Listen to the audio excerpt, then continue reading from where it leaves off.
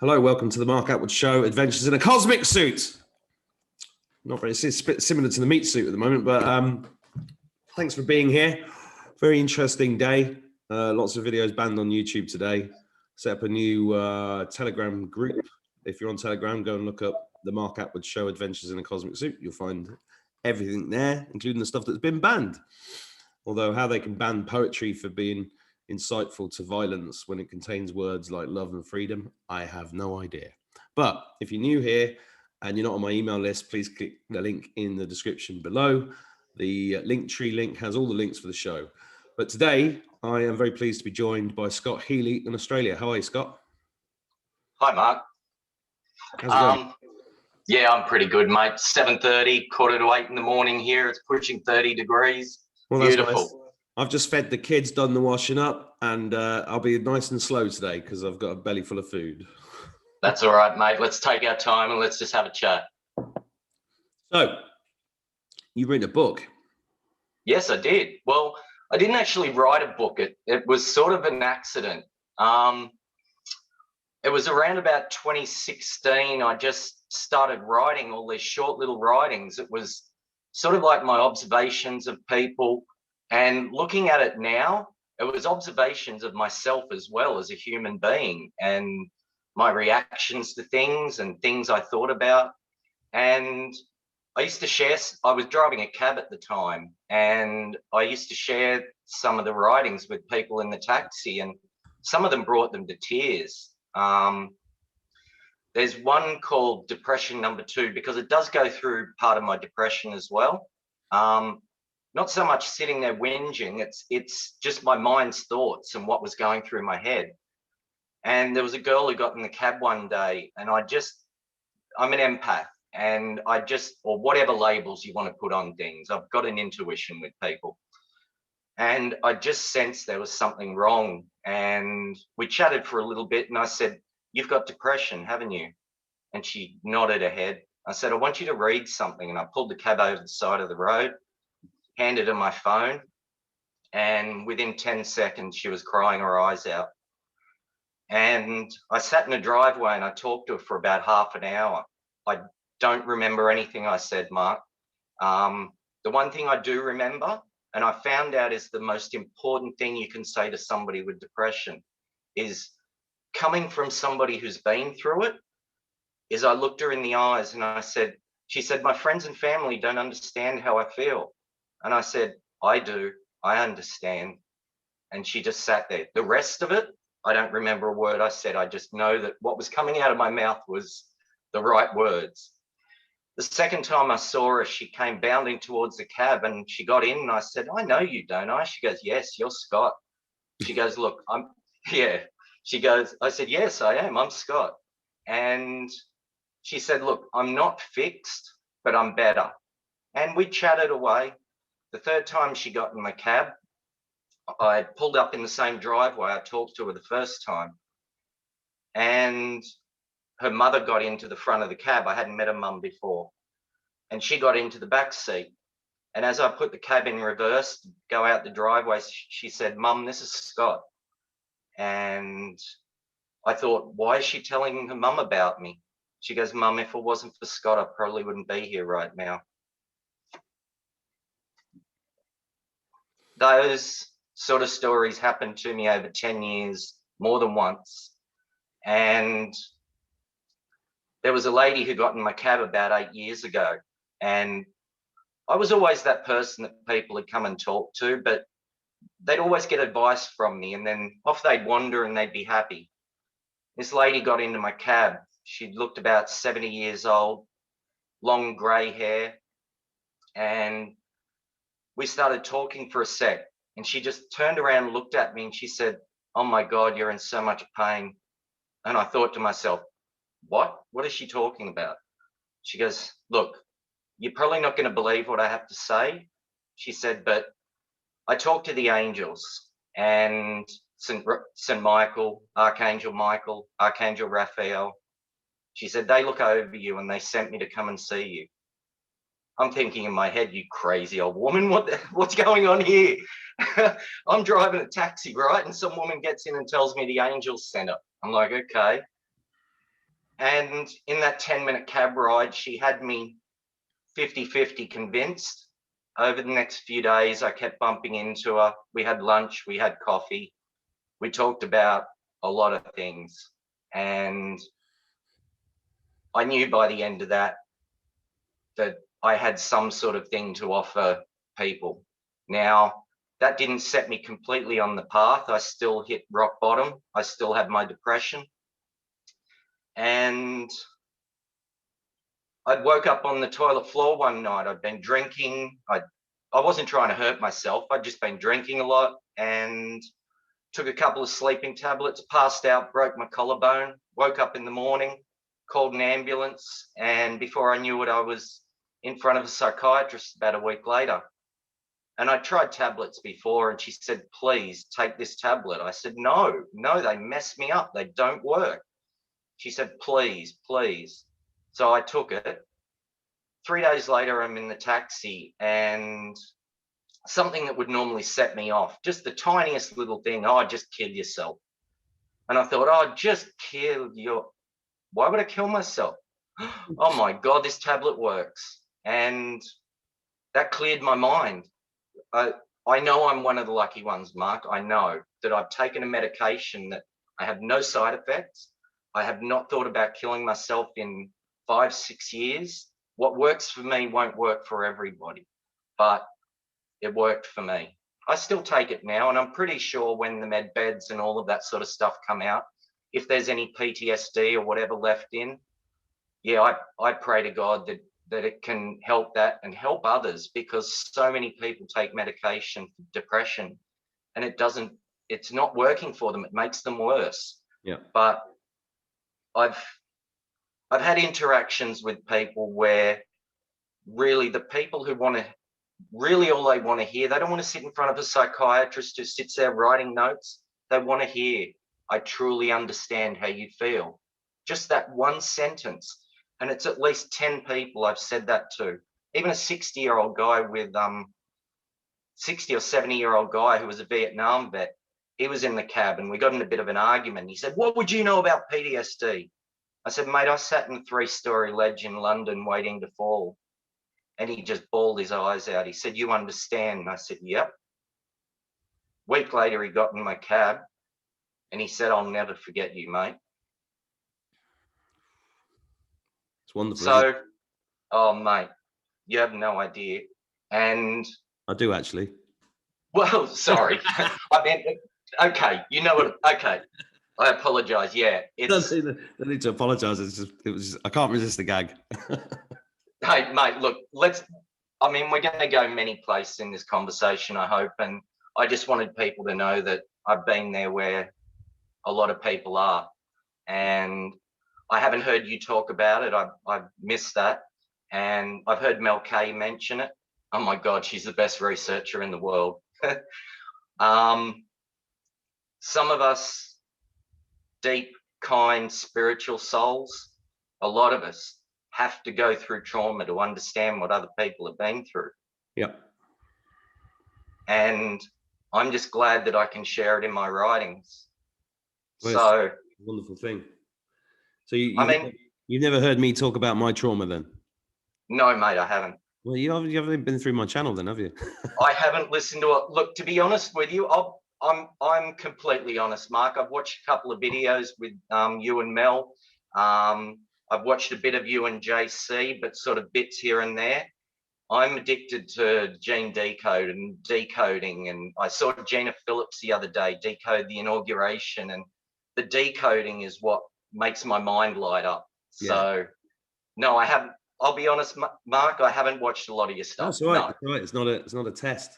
The reason I wanted to talk to you is because I had a look at your book and I was like, this. See, I've been researching for 30 years. I know all the stuff that all the other guys, not, some of them know a few more things, but I chose to focus on bringing light and laughter and healing because we've already won. And now it's about the healing. And, I don't really care about the details anymore. No.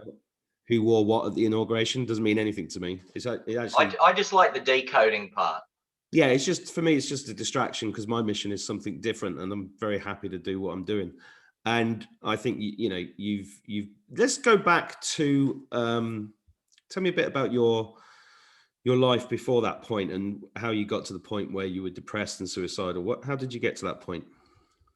Okay. I was always that quiet little kid at school.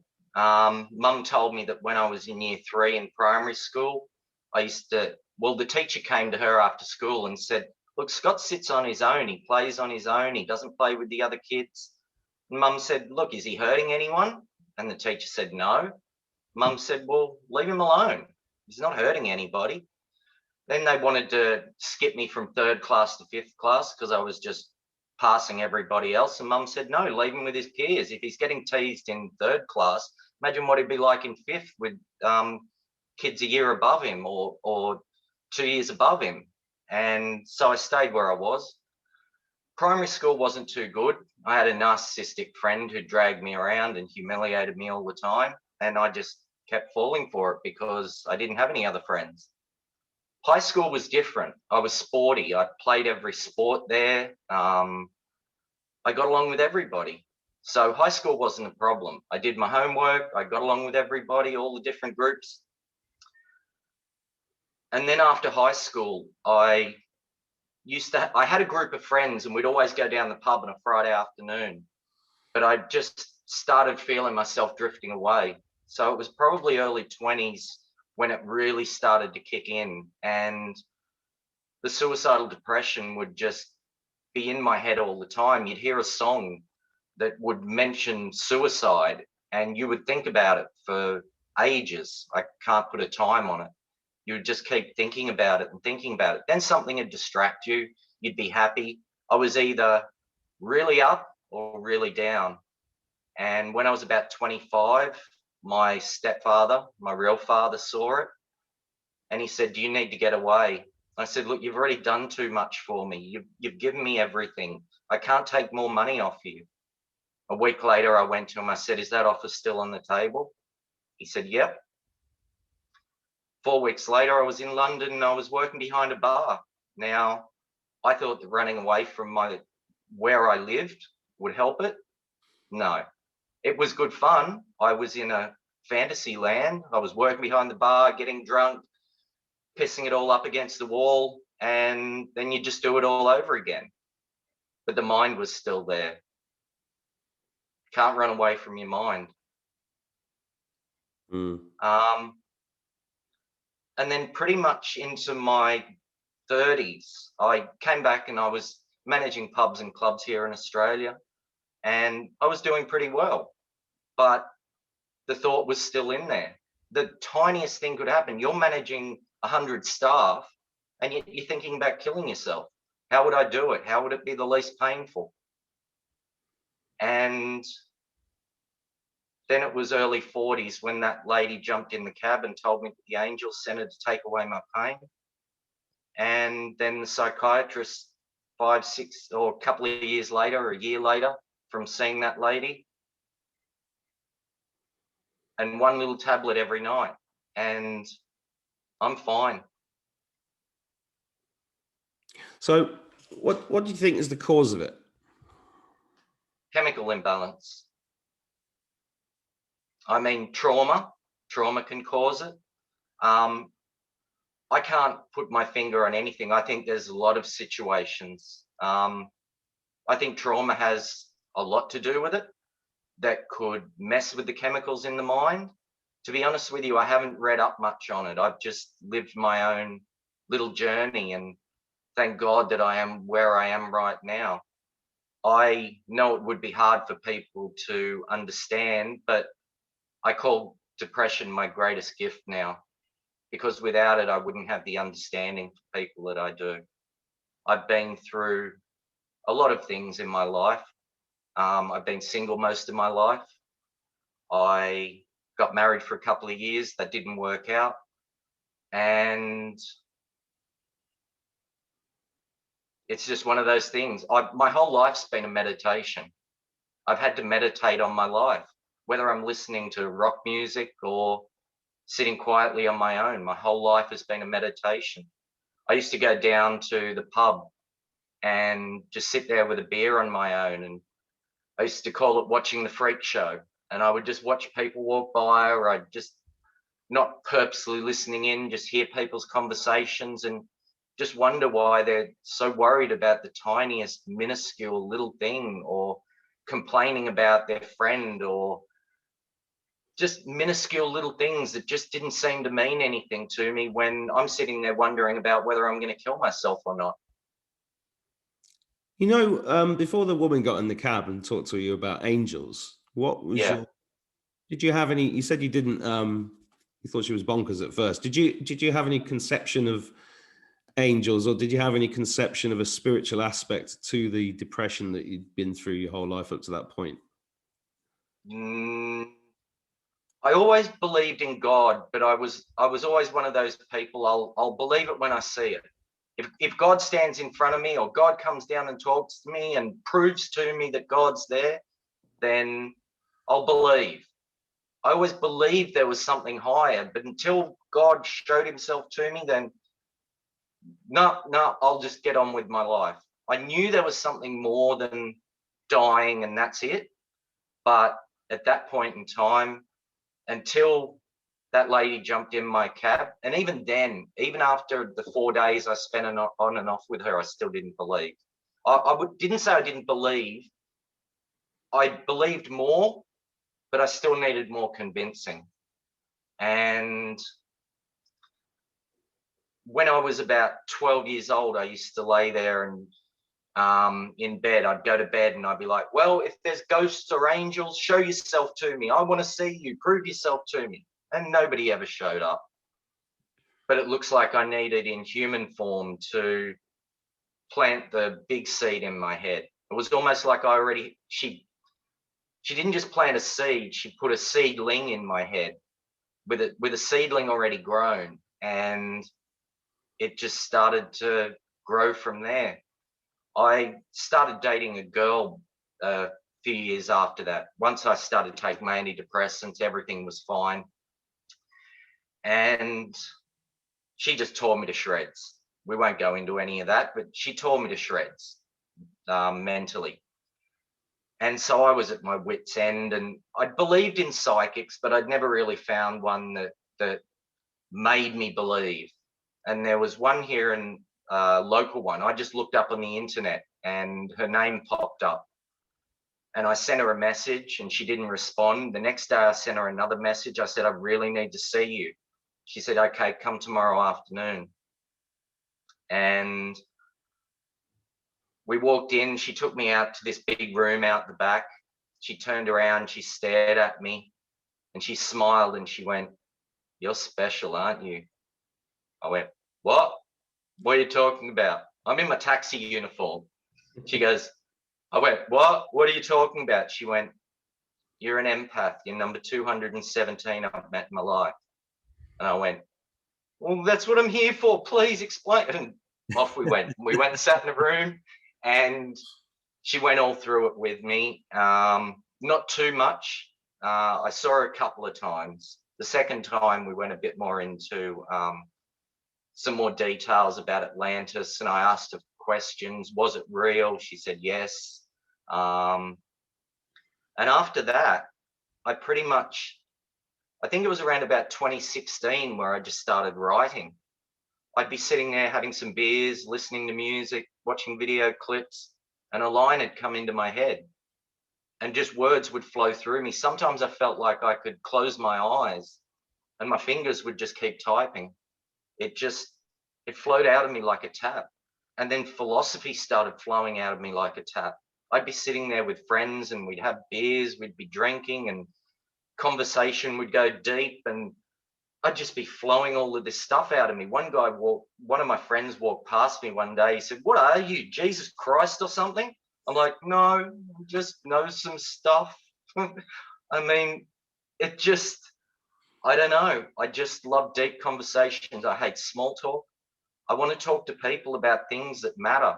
And for the last 2 months, let's just call it your whole group, your whole crew, yourself, Mel K, Alpa, JC, it just resonated with me. I'd wake up, the first thing I'd do is go looking for videos so that I could have it playing all through the day, and I'd be sitting there, and sometimes I'd just sit there playing my video game, have the phone next to me on the lounge, and I would just be soaking information in.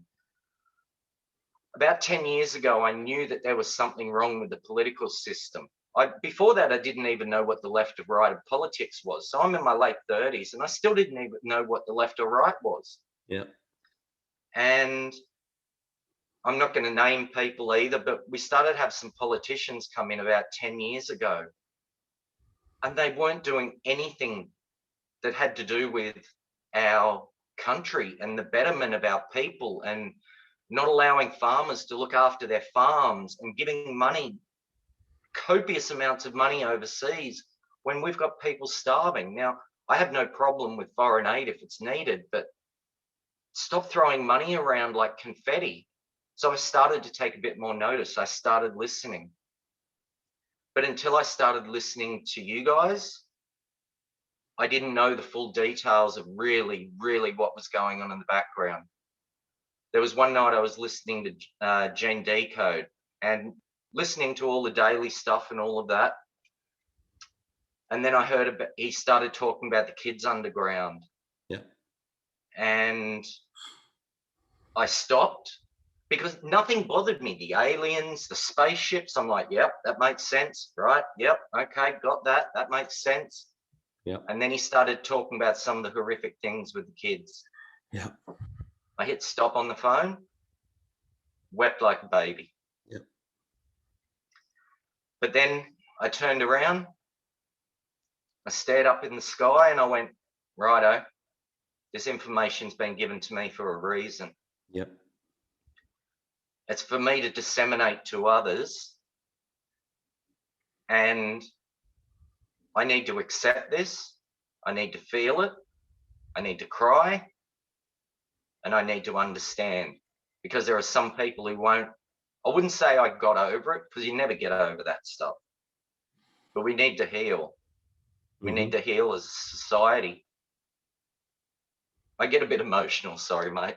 No. Don't apologize. I'm just, I've known about this stuff for a very long time.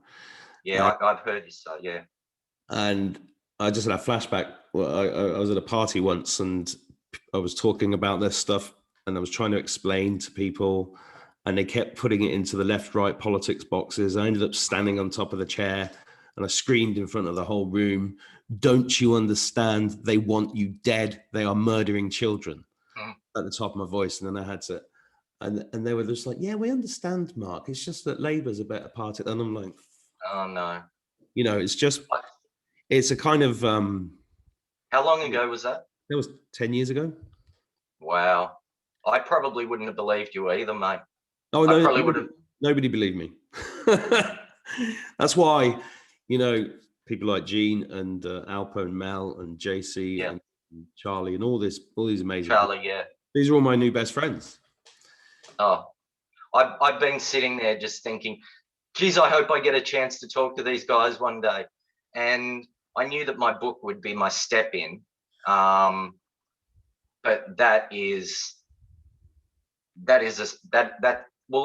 it's a very important thing, because I think those writings, my observations of humans, were part of this they're part of this great awakening, I think. Did you see what you just did there?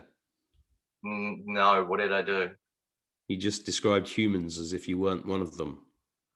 I'm very good at that. I'm very good at that. I used to employ. I tend to do that a lot. I'll just explain, you know, I used to employ hundreds of people, and they'd come in and I'd do reviews with them, and I'd say, "So how's it going?" They'd go, yeah, great. No, yeah, great. And I go, "Sorry, what was that?" "Yeah, everything's great. Everything's great." I said, "You just said no. Did you hear me say no? Did you hear me say no?" Who, me? Did you hear me say no in that, when I told that story? I don't think I did. Yeah, no, yeah, great. Yeah. Oh, no. No. Oh, we've got a thing in Australia. Yeah, nah. People do that. People do that all the time. And I pick it up like that because it's their inner voice. They're lying. They're lying to themselves. That's why they don't, when you pick them up on it, they go, no, I said yes. I'm you know, they don't even know they did it. So yeah, we'll come back to that in a minute. I want to Yeah, sure. let's I'm going to show everybody your book. So let me put it up. So here it is: Perceptions and Perspectives. Your kindness is your strength. Your strength is your kindness. The original title was going to be Musings of an Empath. And, oh, by the way, thank you, John Collins, for that picture off Pixabay. And the funny thing is, after the book was fully published, Mark, the cover of that book was already in my phone from 2016. Last year, I spent 8 hours in one day trying to find the right cover.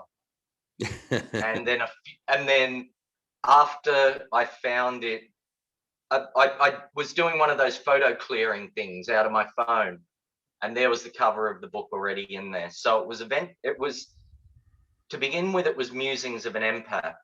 And then I thought to myself, no, this book is for everybody. It's got to be for everybody. And I was reading something one day, and the words perceptions and perspectives kept coming up. And I went, perceptions and perspectives. Then I made the subtitle, A Simple Guide for the Empath in All of Us. And then I thought, empath is still in there. People are going to look at it and go, oh, that's about God. So I thought, no, it needs to be for everybody. I didn't want people looking at it and judging it for a word on the cover. Not that I'm afraid of being an empath or God or anything, but I knew the book had to be for everybody. Yeah. And then I'm sitting there one day and I thought, your kindness is strength. Your kindness is your strength. Your strength is your kindness. And that was it. And how do people get hold of this book? It's on the online bookstores. I've got a hard copy here. You can get hard copy, ebook. Ebook's only $5 or $6. Where from? Best part is Amazon, okay. Apple, Goodreads. Pretty much look up any online bookstore. If it's not on there, it'll be on one of them. Cool. Yeah, it goes through Ingram, Spark, and it's all over the online bookstores. So yeah, $5 or $6 for the online. And the best part is it only takes an hour to read. People don't have 5-6 hours a week, 2 weeks to read hundreds and hundreds of pages of telling them smile in the shower and everything will be great. They want to hear real life stuff, things that people go through. I've probably had 400 or 500 people around the world read it. I have not had a negative comment come back, not one. A girl in England wrote to me and she said she read Depression number 2 3 times and cried her eyes out every time. She said for the first time someone can put into words what I'm not able to. She said anytime anyone asks me about my depression again, I'm going to give them your book to look at. There you go. That's why, and this is why you're on this show, because everything that I do is based upon intuition. Yeah. And there are, you know, if people, I'm getting huge demands on me every day, people this, that, and the other, and I just have to sit quietly and go with the thing. And you popped up and I was like, that feels right. Away we go. Because this is a time of healing coming up. We're going to have unbelievably large trauma globally and a lot of death coming up soon. Are you? How do you feel about that? I know every country's got a different perspective, and I know quite a lot about Australia. But your perspective on the state of people at the moment and the state of people's minds, and what's your best advice for anybody that's feeling scared, depressed, lonely?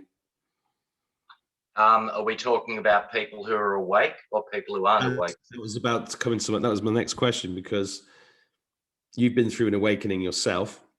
Yep. And you know what that's like you just described when you found out about the tunnels from Gene Decode. That was the only thing that really kicked. Yeah. You see, I think that's the thing that's going to unite the planet. I've said that. That's the one thing that nobody can argue about. Mhm. That's the one thing. Yep. Wow, there's aliens. Great. We've got spaceships. We've got free electricity. But the kids are. It's all about the kids. It's all about the kids. Yeah. And I've got a few different versions in my head. I've got a PG version. I've got a middle of the road version. I've got, right, you want no holds barred? You want to know everything? Well, then sit down and be prepared and get a box of tissues.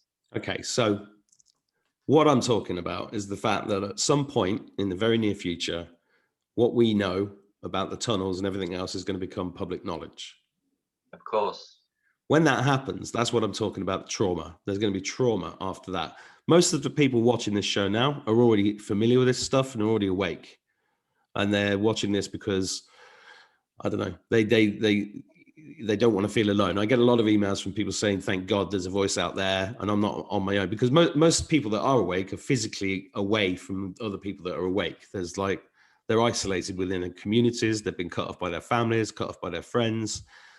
So, you know, people like me and the guys you mentioned, we do this. We feel compelled to do this because we want to bring some love into their lives and some inside information just from other human beings, because that's what this is. Do you know what my intuition told me a few years ago? Now, driving in the cab, even going back and with the kids, we'll stick with the being awake and stuff. But I always said to people in the cab, I said, haven't you heard about Agenda 21? They're trying to, they're going to build an island off the coast of Barbados, and they're all going to live there, and they're going to treat us like ants, and we're just going to be slave workers. Yet people would be like, yeah, whatever.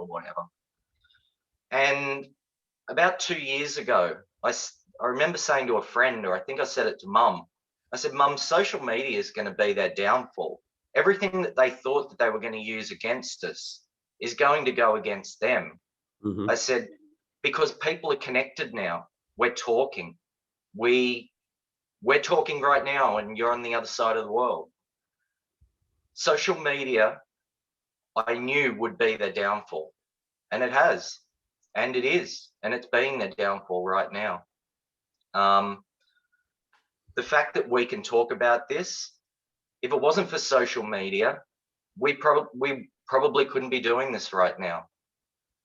The people who are awake, I wrote something on Facebook on JC's page the other day about we need to be grateful for the fact of being awakened. We are part of this awakening. The people who are awake, they can't go shoving it in people's faces. Now, there are a few people I would love to, but I'm not going to, because God gave us this information early so that we can break it all down and be able to talk to other people. One of the most important things you have to do is listen to them. Listen to what they have to say. Answer their questions as simply as you can, or as complicated as they want it to be.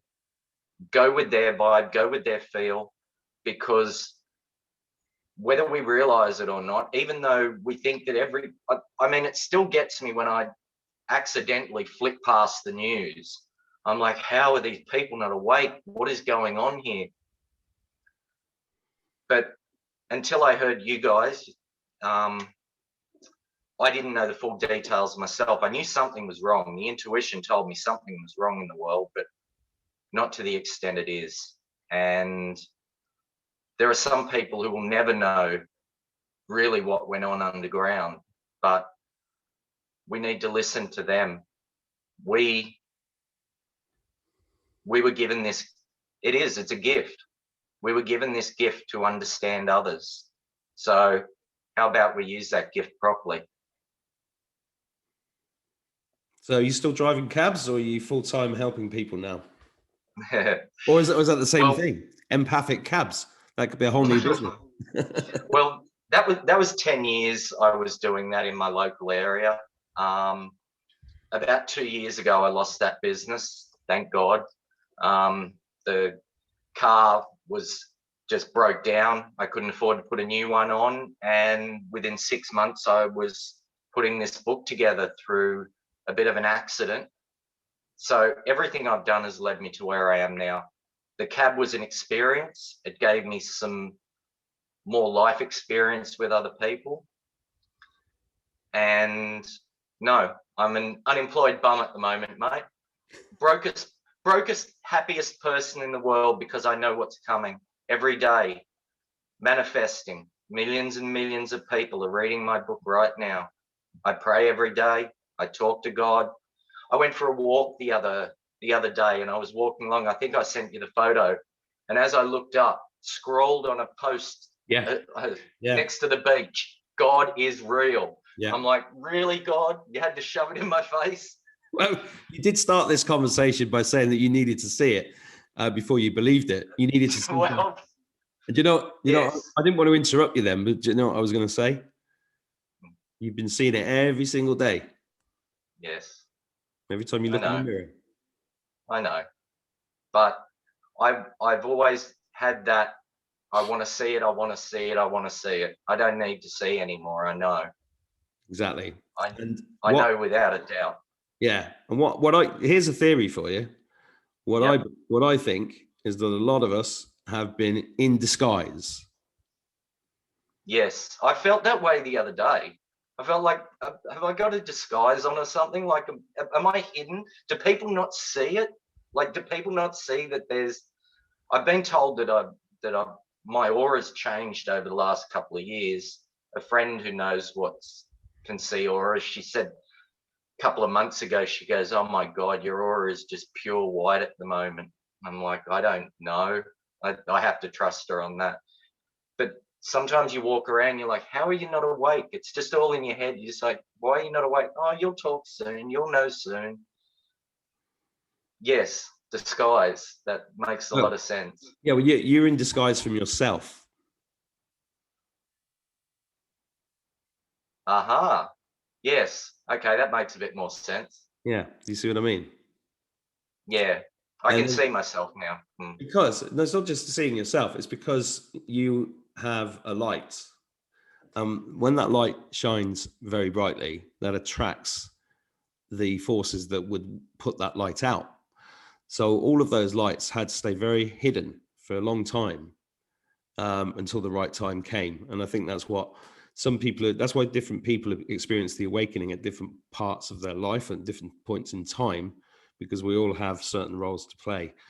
And I think your role is commendable and fantastic. And I wanted to get you on just to get a little bit deeper into you and to let more people know about your book. And hopefully you go on some more shows and more people read it. It really is an excellent read and very.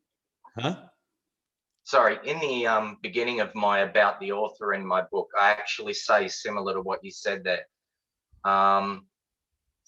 This came to me later in life. It feels natural. It feels natural. It feels normal.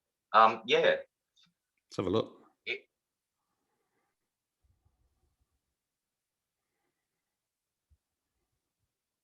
And again, it only takes an hour to read. That saying there, other people's pain is not mine to carry, that hit me when I kept crying after talking to people and realizing I was taking on other people's pain. And I had to find a way that I wouldn't carry it around with myself. And other people's pain is not mine to carry. And then a year later, to make them better as my journey came through. That is a big problem with a lot of healers. I've done Reiki, and I used to take on board whenever I did anybody, and it took me a long time to learn that. But a lot of healers have that problem. Yeah. They suffer the pain of the person that they're healing. So you need to come. Sorry, keep going.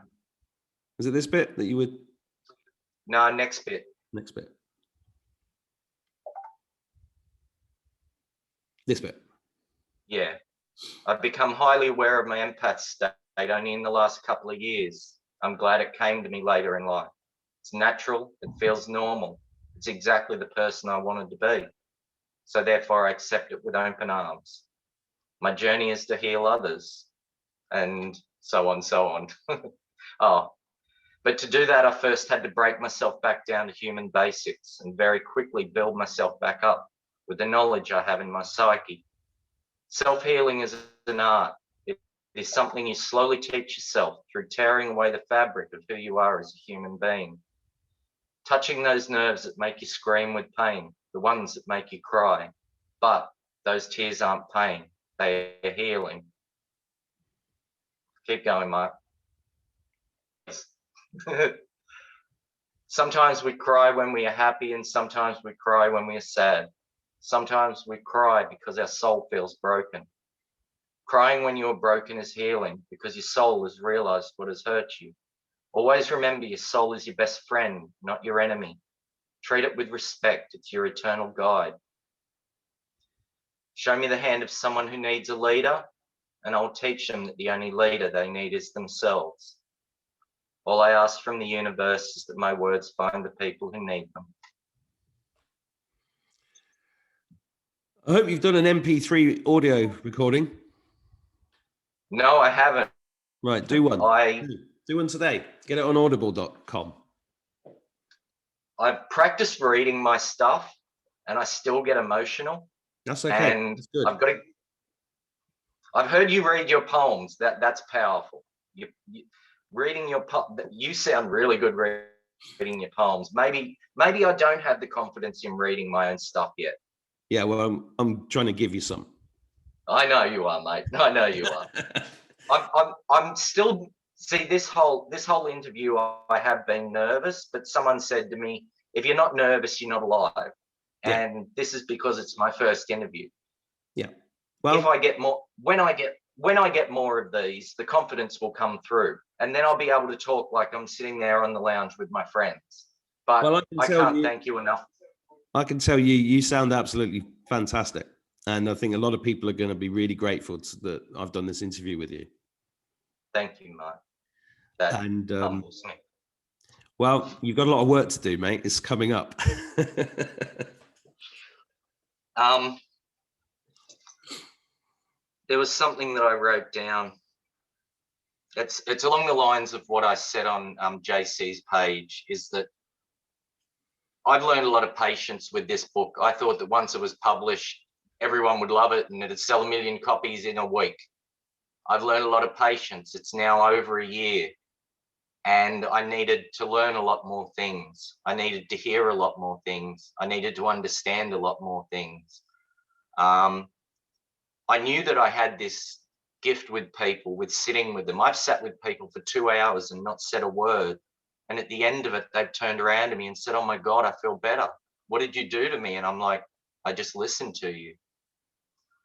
What I want people to know is, no matter what happens with this journey, stop trying to push the outcome. Be patient. Because if you are not patient and you push the timeline and you're losing your faith, then that positive energy isn't going through to God. Everything is energy. Everything is thought. Without your thoughts, nothing happens. And when we get to the higher realms, we can literally create things with our minds. We could build a house with our minds. But until then, we have to be simple people. Simple people. Listen, understand others, be kind to others. Let people in the traffic. Open a door for somebody. Do the kind things. You are here to help others. And by helping others and being an inspiration to others, you're an inspiration to yourself. So therefore, by helping others, you help yourself. The same as my book. By helping others, I help myself. Myself can take a back seat in this whole thing. I'm happy, I'm peaceful in my mind. I've found my peace. I still have a lot of learning to do. I still have some more confidence to gain. But until then, we just have to wait, because God will make this happen. And when he does, you'll know about it. But until then, concentrate on yourself and your journey. Go outside and sit on the grass. Do whatever it is that makes you happy. What makes me happy of an evening is playing my video game and listening to people talk, because I'm constantly learning. And even when we stop learning, when we lose this physical body, the cosmic meaty suit, then we're still learning. I can imagine myself on the other side. I bet I spent most of my time in the Hall of Records. And when I found out a lot of this information, Mark, it was like a book was taken away from me when I was born and I forgot everything. Mhm. I still had a lot of things there. Mum said I used to pick things up that she never taught me. But now the book's been given back to me and now I'm learning again. And we all have learning to do. And you have to be kind with these people who don't get it yet. And some of them will still never fully get it. But just because they don't get it, it doesn't make you any better than them. It doesn't mean that you have to talk down to them. You need to listen to them and you need to understand them, because without that, we have no kindness. Without that, we have no society. And just keep the faith, because God will make this happen. As you said, the game's won. It's just a timeline that just has to play out. Evil will go. Evil is gone. Little remnants are still hanging around a bit, just minions, but the top's been taken out. Now we just watch the rest of the movie. But think about it. The kids are our future. The kids are the ones who are going to be there to keep this earth going. And we can't ever forget. We can't forget what happened. And it will be in our genetics. Beautiful. Thank you, Scott. You're welcome, mate. Thank you. Thank you for coming on the show, and God bless. And I'll send me some links to the book. I'll put them in the description underneath. No worries. Thank you, Mark. Yeah. You take care, mate. You too, mate. Have a good day. Bye. You too. Bye.